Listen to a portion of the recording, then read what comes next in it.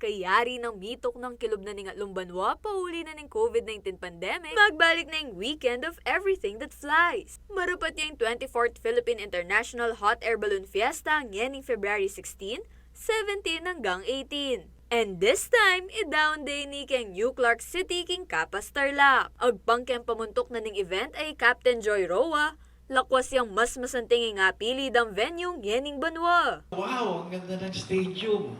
Wow, may accommodation. Wow, may toilet.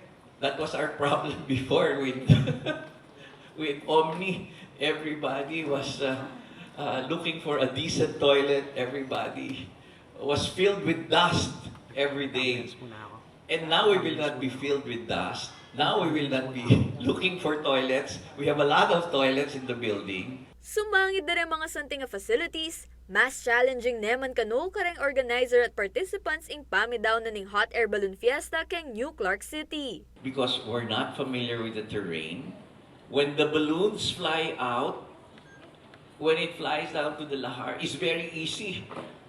That lahar will go. Now, of course, we're not familiar with the area. We're trying to find the right wind and a place for them to land.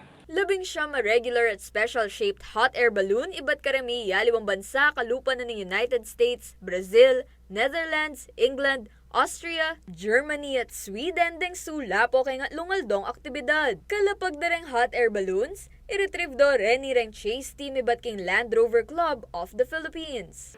We did a survey of the area. We're trying to understand also the wind pattern. We're trying to predict where the balloons will go. Gusto rin iwasan yung urban areas na maraming heavily built up na may bahay-bahay. Of course, yung mga power lines. Aparte ka rin sulapong hot air balloons ang main attraction keng event, dakala mo naman aktibidad at palabas sa sinadyaring organizer, bang siguradong mag-enjoy larang aviation enthusiast at ding hanggang malbe. Kaya benoke ni ring aerobatics, international drone race, night aerobatics sa pyrotechnics, ampong night blow show. Masaya naman kanurang piloto at crew members na miyaliwang hot air balloons, uling pasibay lang makapag-explore at makapag-enjoy kaya ti Pilipinas.